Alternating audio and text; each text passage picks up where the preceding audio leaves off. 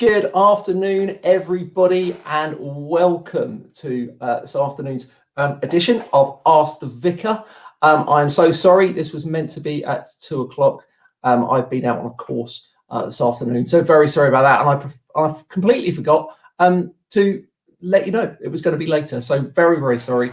And apologies to those who tuned in at 2 o'clock expecting there to be Ask the Vicar, and all you found was a blank Facebook page. So very, very sorry about that. If you're just joining us, as always, let us know where you're watching from and put your questions straight away into the comments section. We'll give a little bit of time for people to arrive before we make a formal start. I've got a really good question to get us started with in a few moments' time. So there's a few people coming live with us now, so let us know where you are listening from, watching from, as I say, because otherwise I don't get to see it, because your names don't pop up for me anymore, and you have to put your comment in the comment section so I know where you are watching from. So anyway, I hope everyone's had a fairly decent Tuesday so far. Hasn't been too spoilt so far by the weather, which pretty much rained all morning where we are, and yeah, been a little bit better this afternoon, so it's good. So anyway, yeah, as I say, let us know where you are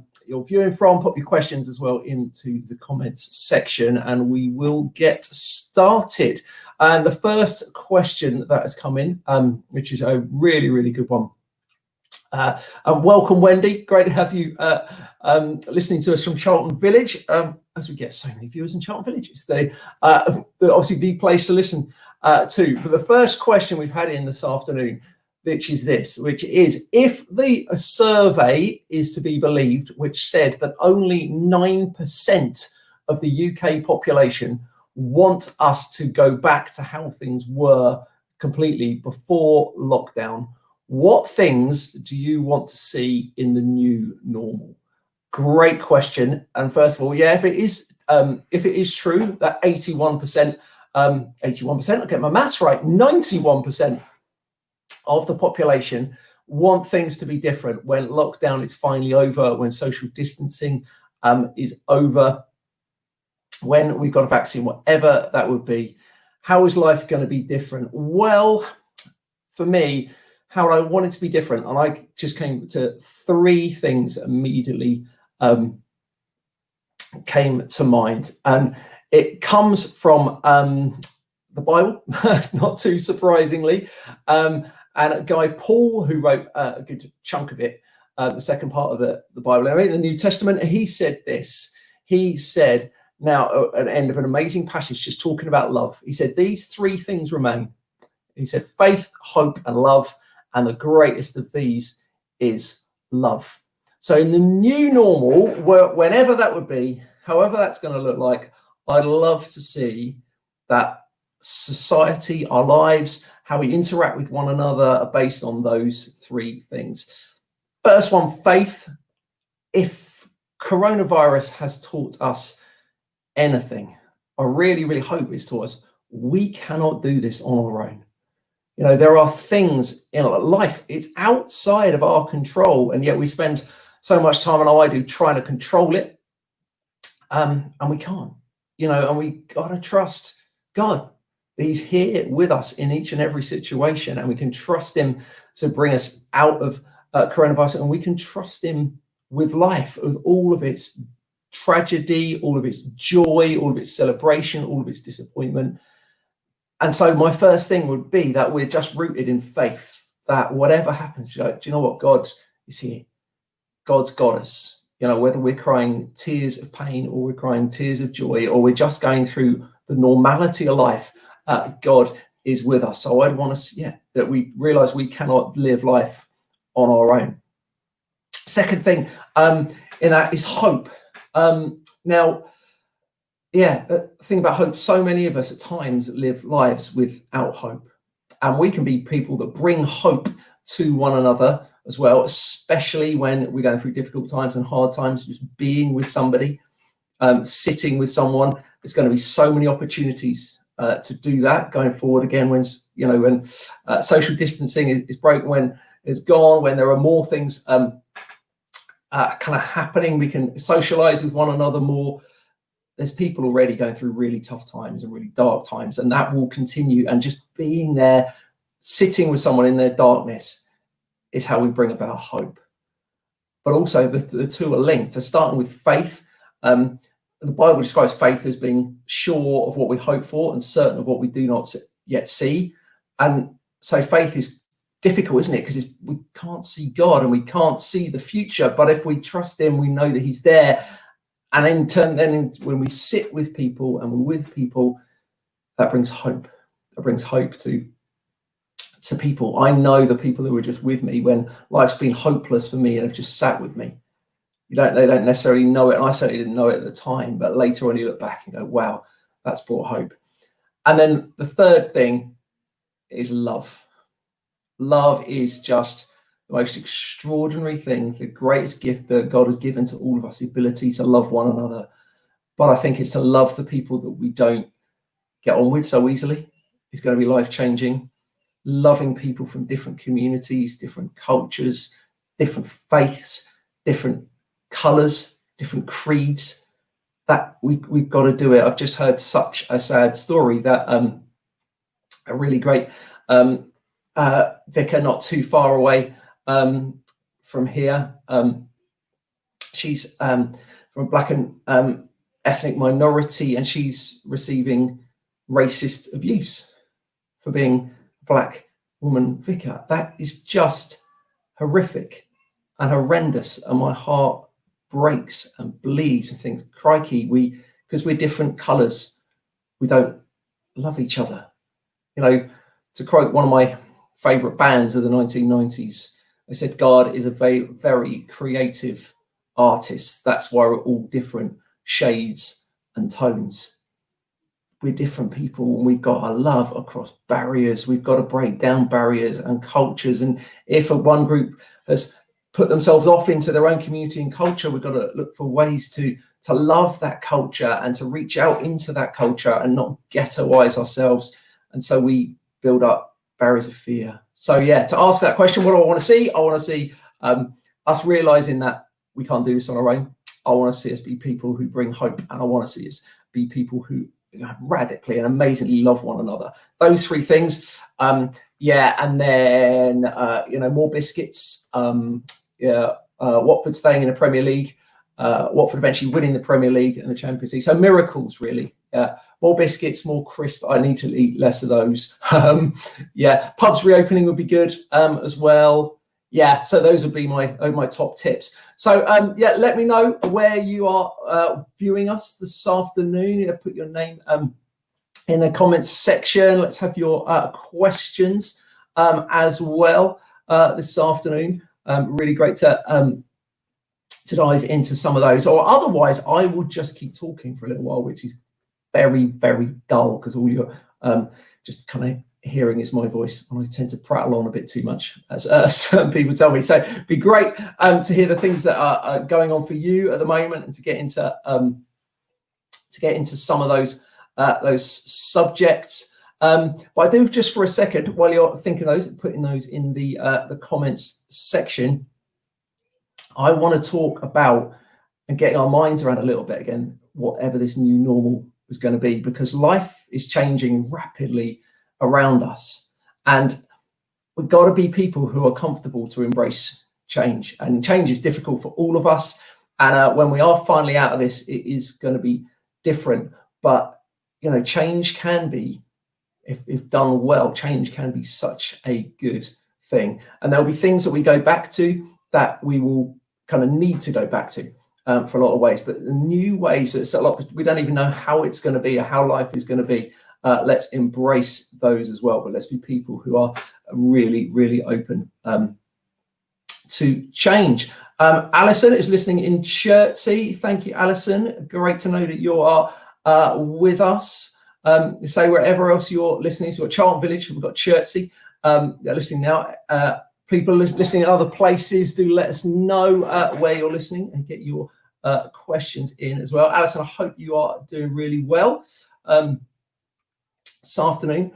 Great to have you with us. I've been asked recently about church building. When is it likely to be open? hopefully, towards the autumn, we might have a situation where we can open. Our church building is very, very small. And so social distancing within our church is very difficult, but we are talking a lot and planning of looking at possible ways to potentially open in the autumn, but nothing will happen before that. There are lots and lots of guidelines. There's huge amounts of paperwork and stuff to go through. I know so many people are missing the building as well, and we'll be open in one sense as soon as we can, but we're not going to be, I don't think, open till the autumn at the earliest. So I'm really sorry about that. I know it's difficult for some people, but keep tuning into all the stuff that's going on online. Do keep connected in as well. So again, let us know where you are listening from. Do get your questions into me this afternoon. Yeah, we're all trying to get our heads around the new normal, aren't we? It's a very difficult thing to do as well. I think another thing, just going back to the earlier question for a moment, is this whole thing about being kind. You know, being kind and loving people, it doesn't actually cost us anything. You know, smiles are free. Phone calls nowadays are free. Unlimited calls and text messages. Just saying good morning to someone. When someone does something bad to us, not retaliating. It's sometimes going against our human nature, but all of these things will make our society so much better in the long term. Another question that I forgot to answer last week, which has just been pointed out to me. So thank you very much for that little nudge. But the question that was posed last week was this. As a Christian, if you don't like the government, should you still trust them? As a Christian, if you don't like the government, should you still trust them? And I think there's kind of two points to that. First of all, our full trust is in God, regardless of then who's in power. But the Bible is clear as well that God puts people in positions of power for particular seasons, particular times.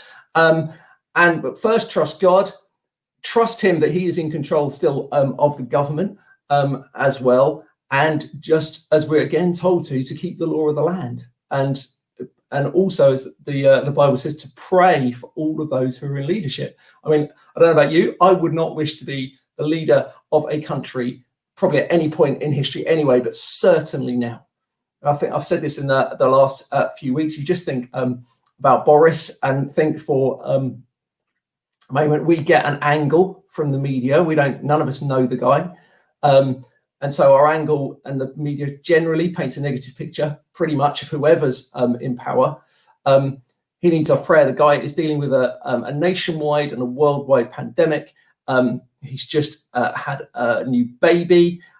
He has had to deal with all of the things that are going on behind the scenes, from knowing what it's like to have babies in your life and young children. It is incredibly exhausting, let alone having to run a country in a kind of like a wartime situation. The guy needs our prayer, regardless of what we think politically, and praying for him and praying for our world leaders is just so huge. I mean, I'm not going to get political, but you look around the world and you think, good grief, why are those people in power? But then in one sense also, rather them than me, and we need to pray for our leaders. So first of all, trust God first and foremost, and then pray for those that we have in authority. Okay, if you're still kind of just tuning in now, let me know where you're listening. I'm going to be live for a few more minutes. I've not had any more new questions in. If anyone has one, do pop that up in the comments section, and we can crack on. Otherwise, I will leave you to the rest of your afternoon. So say, if you've got any more questions, you just pop them in the comments section. I hope everyone is kind of still, as it were, kind of coping with life. Again, if there are particular things, I'm hearing more and more about situations where kind of people are really beginning to struggle with different things, whether it be kind of mental health, or just the fact that life is just going on and on and on, where people didn't think it would. Don't sit there kind of in silence. Send a message through to the church office, either to vicar@stmarymagdalene.co.uk or office@stmarymagdalene.co.uk. Leave a message on the answer phone here, 01932 562249. And so just let us know, but please don't suffer in silence. Okay, got a couple of comments and questions come in from Wendy. Been reading Malachi. It seems God was very angry with the priests and people because he says they're cheating him by bringing in substandard offerings. So the question is, why did God tell the people to bring in offerings anyway? Good question, Mrs. Jackson. So first and foremost, why did God tell us, really kind of behind it, why does God tell us to give?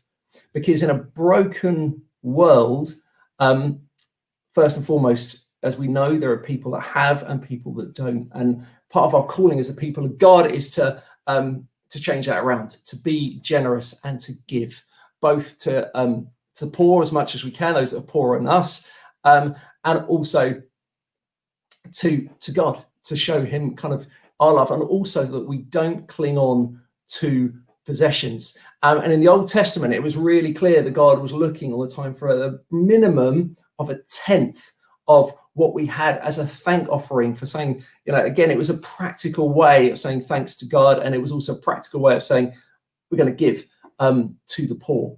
And when the church is born at the beginning of the New Testament, one of the things you see the church doing straight away is they sell their own possessions so they can give to the poor, and they give incredibly generously. Because when we give, it releases us from the burden and almost the prison of stuff and things that we cling on to. So being a generous people, giving people is one of the most freeing things that we can do. So being people who release stuff rather than hold on to it, God knows that is incredibly, incredibly good for us. And, sometimes giving can be costly. There's so many stories in the Bible. There's a very famous one where Jesus is with his followers, and they're walking through the temple, and they see these really rich and wealthy people in flowing robes putting loads of money into the offerings. If they'd had it, paper money, they didn't have it then. So it was a huge amount of gold coins. And then this small widow, poorest of the poor, she comes up and she puts in like a tiny copper coin. And Jesus says to his followers, those people in the flowing robes, they've given out of their wealth, and almost for them, it's like their loose change. This woman gave all that she had. She probably had given that, maybe was going home to nothing, but her love and her devotion for God and for others was so strong. When we realize just how much God has given us, when we see how much we've got, even for those of us that don't have much, in the UK, we still are in the richest 4% of people in the world. That's quite a frightening thought, that we're in the richest 4%, and there's people who are struggling. Please, if you didn't get to see it, I imagine you can find it on YouTube somewhere. Do have a look at the Sky News article that was out on Saturday about what's going on in the Yemen at the minute. It's utterly heartbreaking. Do just check out the Christian Aid website, check out the Tear Fund website at the moment for the stuff that is going on around the world. It's, again, I say, it's utterly heartbreaking. We have so much, and we can make such a difference with what we give. So really, we need to answer a question God gets to give, because it is one of the most freeing and liberating, life-changing things that we can do, and it helps in some way to bring about more of a fair society. We're so far away from that. I realize that looking around the world, but As people who give, we are people that can make a dramatic difference. So let's be people who are generous. Okay, any more questions or comments? Do bring them in over the next couple of minutes. I've got a few minutes left to go. I'm just being joined by my middle son, who's coming to say hello this afternoon, fresh back in from school. He's waving to you. And I think my daughter now wants to come in by the sounds of it to say hello. So Amy, you coming in? Gonna come to wave to everyone? Okay, you're gonna wave? No, she's not gonna wave. She's suddenly gone all shy. Oh my goodness. So Dawn has just sent in a great question. Thank you guys. See you a little bit later on. So Dawn has just said, if I became Boris for one day, what would I do differently, if anything? Oh, thank you, Dawn. That's a brilliant question. What would I do if I became Boris for one day? What would I do differently? Do you know what? I would, the first thing I would do would be to try and spend the day or try and find the poorest people in the UK. Try and find the most underprivileged, see actually what they were living in, and then pass some kind of law that that would change the situation that they're living in. I was speaking to a friend of mine just over the weekend, another vicar. I do have other friends other than vicars, but another friend who's a vicar, again, probably 6-7 miles away from here. They run a really big food bank from their church, and last week she delivered a food parcel to a family of a mum and 4 children in a 1-bedroom flat. And she was in tears when she came out, because she said to him, you wouldn't believe it, but the clothes they were wearing were rags. In the UK, in the 21st century, the clothes are rags. She was like, it's just extraordinary. So I would, try and get alongside the poorest people as quickly as I can and do something in one day, pass some kind of law, or try and come up with the most major law that would make their lives better. I'm no economist, so I'm not exactly sure what that would be, but I try and find it out and get that in. Now, my wife is saying have a haircut. I'm assuming she's saying that if I was Boris for the day, I would need a haircut. Yeah, absolutely, for sure. Unless she's saying that I need a haircut right now, that I don't have a huge amount of hair to cut. So I presume she's saying about Boris. So yeah, a few minutes left. Dawn, I hope that answers your question. Good. Yeah, my wife is talking about Boris, not about my own hair. Do get any more questions in? Got 7 or 8 minutes or so to go.